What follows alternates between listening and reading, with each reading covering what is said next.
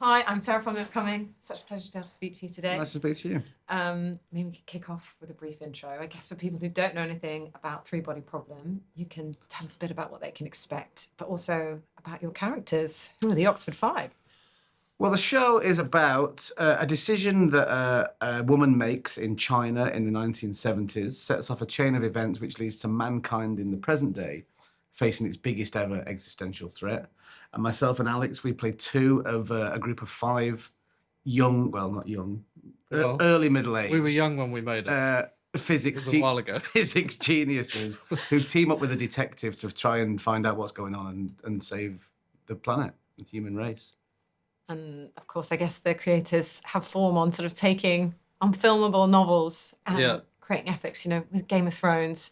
And I was reading that they kind of wanted to do for sci-fi what they did for fantasy with this one.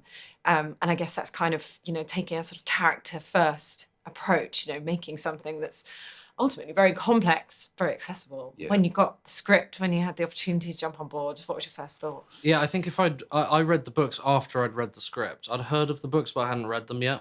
And so when I got the part, they sent me season 1, and I was like, whoa, what is this? I'd never read anything like it, and also didn't have the context of the books, but was just really moved by, specifically Will's arc and his psychological kind of spiritual journey, and the friendships, the way that the friendships were written with John's character and with Joe Vaughn's character. And then I read the books. So I almost had like a reverse thing where, you know, I think a lot of people read the books and think this is unadaptable. But I already had read that I'd already written the successful adaptation. So then I read the books and I was like, oh, that's how they did that. And it was quite interesting to do it that way around.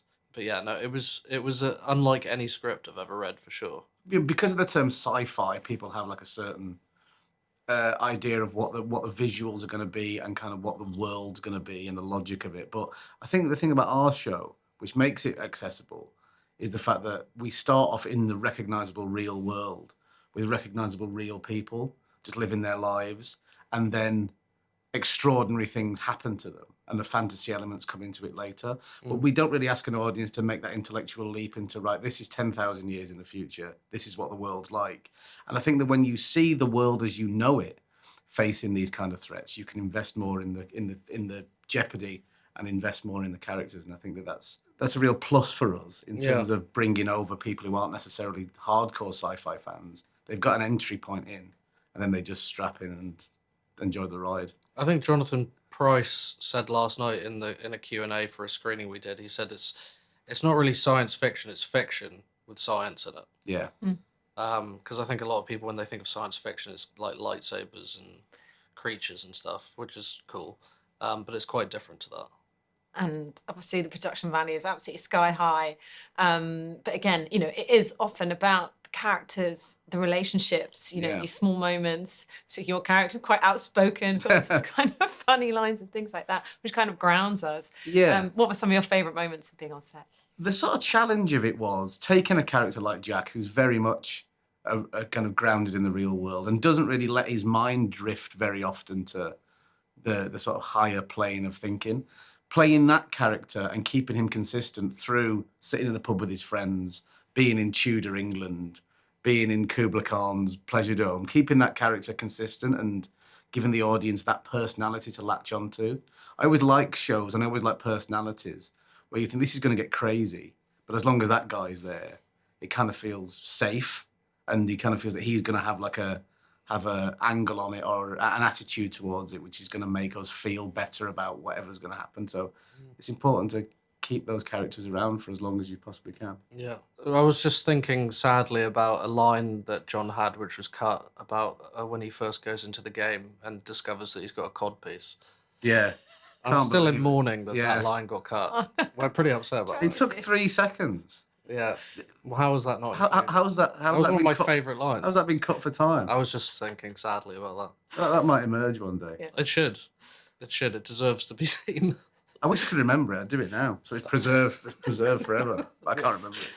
And just very quickly, I mean, I guess like the best sci-fi is you can either sort of, watch it on one level, go on along for the ride, unraveling the mystery of it all. But, it can also work as a metaphor, how does society and governments react in the face of such a, apocalyptic existential threat? Yeah. The pandemic, we sort of had a glimpse of, how we Totally. respond.